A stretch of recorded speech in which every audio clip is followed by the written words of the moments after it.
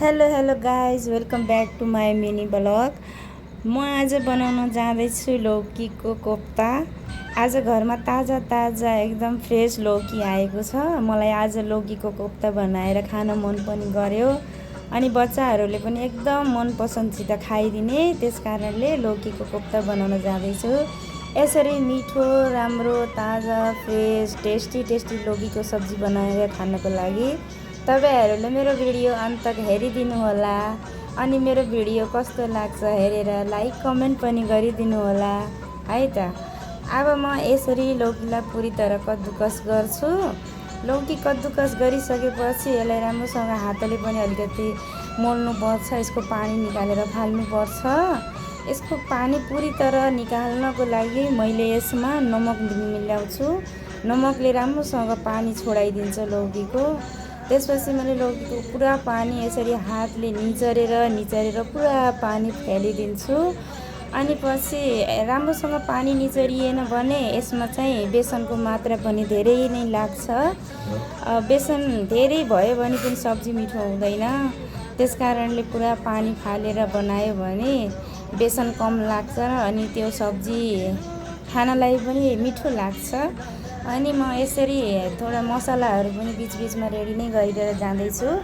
मैले यो सब्जी बनाउनको लागि मिर्चा, जीरा, बडी इलायची, छोटी इलायची, एक प्याज और लहसुनको मसला बनाऊँगी। यसलाई मैले मिक्सीमा पिसेर रेडी गर्दैछु। अब चाहिँ मैले यहाँ लिएको छु फर्चुनको बेसन आवश्यकता अनुसार मैले यो लौकीमा मिलाउँछु। त्यसपछि यो लौकीमा नुन, बेसार अनि हल्का मिर्चा पनि हजुरले मिलाउन सक्नुहुन्छ। हजुरले चाहे त यसै तर पनि यसको पकौडी पनि बनाएर खान सक्नुहुन्छ। तर चाहिँ म पकौडी खाने हैन, म पुरा सब्जी नै बनाउने हो। यो एउटा लौकीको 5-6 जनाका लागि प्रशस्त मात्रामा मेरो सब्जी हुन्छ। अनि मैले यसरी बेसन, नमक, हल्दी, हल्का मिर्च हालेर मैले यसलाई पुरा मिक्स गर्छु। हेर्नु है त, यसरी मैले मिक्स गरेको छु। अनि यस्तो गरेर यस्तो सानो गोला लाम्चो आकारमा बनाएर मैले यसको पकौडी जस्तो यसलाई मैले पुरा फ्राई गरेर निकाल्छु। अब मैले यहाँ लिएको छु कडाईमा तेल। यो कोफ्ता पकौडीहरू फ्राई गर्नको लागि मैले तेल लिएको छु कडाईमा। मेरो तेल अब पुरी तरह गरम भइसकेको छ। यसलाई मैले चेक गर्छु बिच अनि गरम भयो कि भएन भनेर हेरिसकेपछि मात्र म यसमा पकौडीका आकार बनाएर, जब तपाईलाई गोलो खान मन छ भने गोलो डिजाइनको बनाउन सक्नुहुन्छ। लामो खान मन छ नि लामो डिजाइनको पकौडी बनाउन सक्नुहुन्छ। त्यो आफ्नो इच्छा अनुसार। मलाई चाहिँ यसरी लामो चाहिँ मन पर्छ देख्नलाई, मलाई यो राम्रो लाग्छ। गोलो त सिम्पल बनाइन्छ है। त्यसकारण मैले हल्का लम्चा आकारमा मैले यसलाई चाहिँ बनाएर यसरी फ्राई गरिरहेको छु।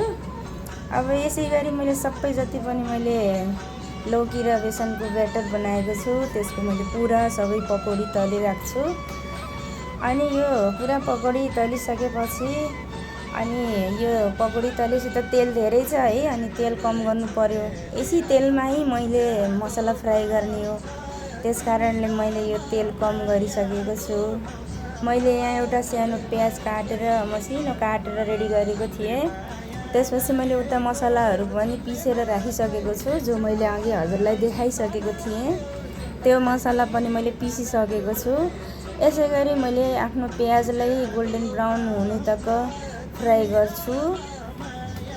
मेरो प्याज फ्राई भइसकेपछि मैले यसमा चाहिँ जो मैले पिसेर राखेको मसला थियो त्यो मसला पनि यही उसमा कडाईमा राखिदिन्छु। अनि यो मसलालाई पनि रातो गोल्डन ब्राउन हुने तकले मैले यो मसलालाई पनि भुट्नुपर्छ। जब मेरो मसला राम्रोसँग फ्राई हुन्छ त्यसपछि मैले यो तयार गरिरहेको मसलामा पानी हालेर मैले आफूलाई आवश्यकता अनुसार पानी हालेर अनि फेरि यसलाई रस्सा रेडी गर्छु। जो रस्सा कमसे कम पनि 2 से 3 मिनट तेज आँचमा भनौँ, मिडियम आँचमा यसलाई 2 से 3 मिनट तक यसलाई उबाल आउन दिन्छ नि। त्यो पानीलाई, मसलाको पानीलाई रेडी गर्ने है, आफ्नो रस्सा रेडी गर्ने। अनि रस्सा रेडी भइसकेपछि त्यो फ्राई गरेर राखेको जति पनि पकौडाहरू हुन्छ त्यो चाहिँ मैले सबै यही रसामा हालिदिन्छु। अनि यो रसा त्यो पकौडीहरू राखेको मसला चाहिँ के नाम भिडियो चाहिँ मेरो छुटेछ गाइस। सो म अलिअलि खानालाई टेस्ट गराउनलाई र कलर ल्याउनका लागि हल्का लाल मिर्चको पनि यसमा प्रयोग गरिरहेको छु।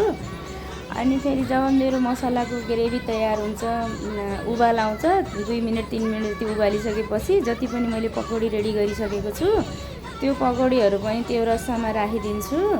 त्यसपछि कमसेकम 2 से 3 मिनट तक फेरि त्यो पकौडीलाई पनि कडाईमा रसामा राखिसकेपछि राम्रोसँग उबाल्नुपर्छ जब तक, क्योंकि पकौडी त राम्रोसँग भित्रसम्म पाकेको हुँदैन। अनि राम्रोसँग पानीमा राखेर खललल्ल गरेर अनि त्यसलाई उबालिसकेपछि हाम्रो यो सब्जी रेडी हुन्छ। और यो सब्जी खानलाई बहुत टेस्टी हुन्छ। बच्चाहरूले यसै सिम्पल लौकीको सब्जी बनायो भने खाँदैनन्। यसरी बनाएको सब्जी घरमा एकदम पसन्दसित खाइदिने गर्छन्, खाइन्छ पनि। तपाईहरूले पनि यसो गरी सब्जी बनाएर खान सक्नुहुन्छ। एकखेर मेरो भिडियो हेरेर हजुरहरूले पनि सब्जी बनाएर कोफ्ता बनाएर खाने ट्राई गर्नुहोला। अनि मेरो भिडियो हजुरहरूलाई कस्तो लाग्छ, छोटो मोटो भिडियो बनाएर हालेको छु, तपाईहरूले माया गरिदिनु होला। Thank you, by by everyone.